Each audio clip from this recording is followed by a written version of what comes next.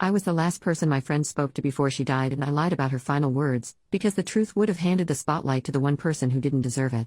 My friend Amy died a couple of months ago, and I was the last one to see her alive. I went over to her apartment, we watched a movie, ate dinner, I left to finish an essay, and then she OD'd and passed away alone. She was only 19 years old. Our final conversation was unremarkable. I said it was good to see her, thanked her for the food, we made plans for the sports we were going to play together the following week. I told her I would send her a bread recipe we had talked about, and she said she was excited to bake it to bring to a potluck that was coming up. She wished me luck with the essay and I said I would try, but Brian, my roommate, was always loud and distracting, so hopefully I could get it done before he came back from clubbing. She laughed, and the very last thing she said was to say hi to Brian for me.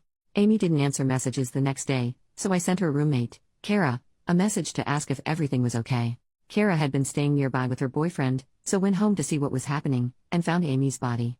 She let me know what had happened, and after that there were police and all sorts. It was a shock and confusing, but I did not pry for details. Amy and Kara were incredibly close, practically sisters, so I absolutely did not want to bother her with questions, and the police had investigating to do. I was asked to describe the evening. Amy used stuff frequently. They don't think the OD was on purpose, but they wanted to know if she was acting strangely. Had she taken anything while I was there? What time did I leave, etc.? And the death was deemed not suspicious. Amy hadn't contacted anyone online after I left, so I was the person she last spoke to. Kara asked me what her last words were. I lied.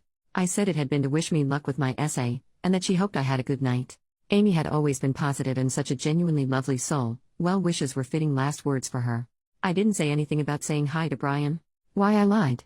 Brian can kick rocks. There is a running joke among some of my friends about Brian's magical ability to make everything about himself. We wanted to do a little Great British Bake Off for fun. Brian buys a sparkly suit and declares himself Paul Hollywood and yells through the whole thing. You're doing a painting? Brian can't draw, but until you physically leave he will lecture you about why you're doing it wrong. Never do improv with Brian. It's like improv with Michael Scott. A group of people want to do life drawing? Brian finds a way to be the naked model. Any birthday features speeches and songs performed by Brian, whether you really know him or not. Someone was going to come out as gay and was planning a little picnic for it. Freaking Brian decided to come dressed as a drag queen to take the pressure off. Whatever sport or instrument or language you try to learn, Brian will insist he is better, or would be better if he tried to learn it, which he won't. He physically can't stand to not be the center of attention. I do not like Brian. I cannot wait to not live with him anymore. He thinks of himself as charismatic, and at first he truly seems that way, but over time you realize it's all just volume and narcissism. That said, many people do still like him, life of the party and all, while his older friends grow to despise him and gradually exit the group. I was one of the first people to find out that Amy had died, and that evening I called my best friend to get it off my chest, and because I needed to vent feelings. Brian heard. I should have been more careful, but I wasn't in my right mind. He asked for more details. Why did he need more details? Because he had already started drafting a mass message to send to all of Amy's friends to let them know that she had died. Amy and Brian met maybe twice ever. I told him he couldn't send it. This was on the day I found out. The police were only just involved. We didn't even know if her parents knew yet. He went off on a whole explanation of how he could find them on Facebook and could check land records to find their house and go there in a suit with a bunch of flowers to sit them down and properly inform them.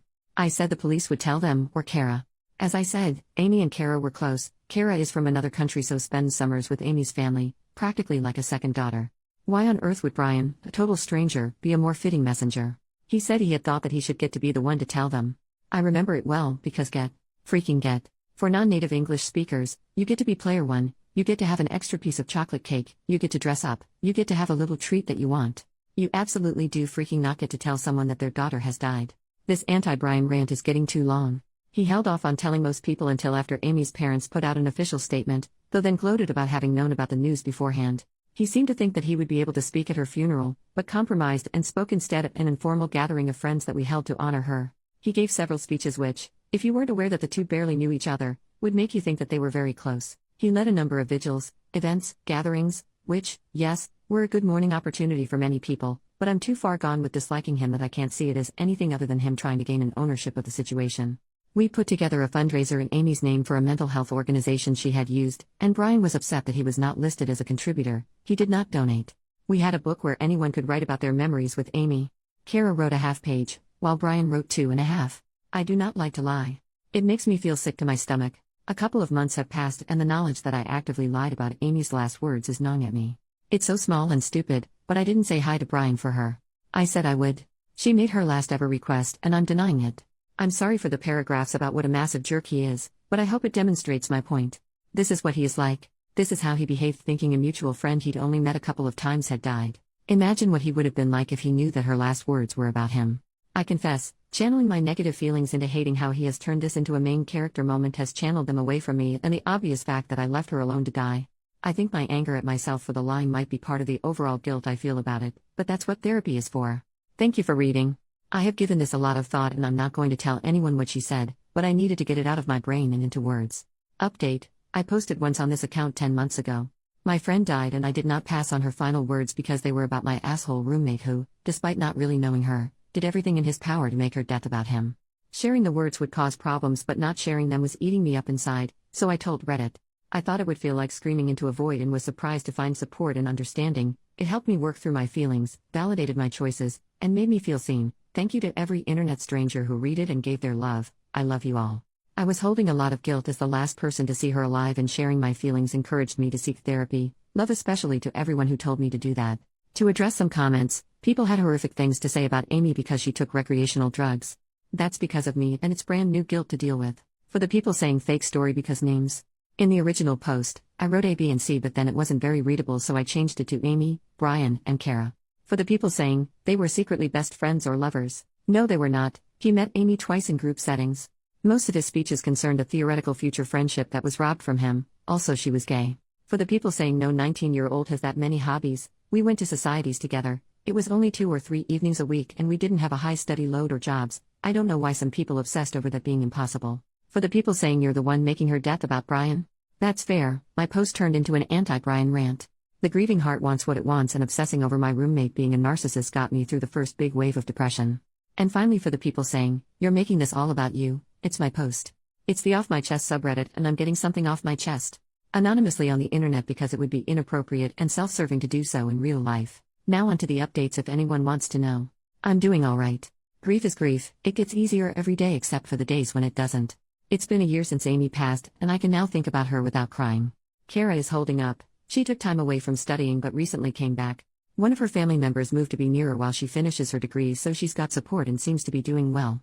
Amy's parents came down for the anniversary memorial. It was good to see them, but hard to say if they were doing better or putting on brave faces for her friends. They're keeping busy. Brian went and found new friends, something he does regularly. As fast as he took over Amy's memorials, he stopped, like a child bored of their new toy. After a month or so he decided he was over it and became passive-aggressive at those still mourning. I moved out and used advice from commenters to grey rock him out of my life. He bailed on the anniversary of Amy's death to go to a theme park and got upset that we did not delay the memorial for him to attend. There are still people in my circle who tolerate him, but he has a new group of impressionable first years to impress his importance upon. People wanting more stories about him. I've been journaling a lot and there's some good infuriating ones in there, so maybe I'll share them sometime, but not now.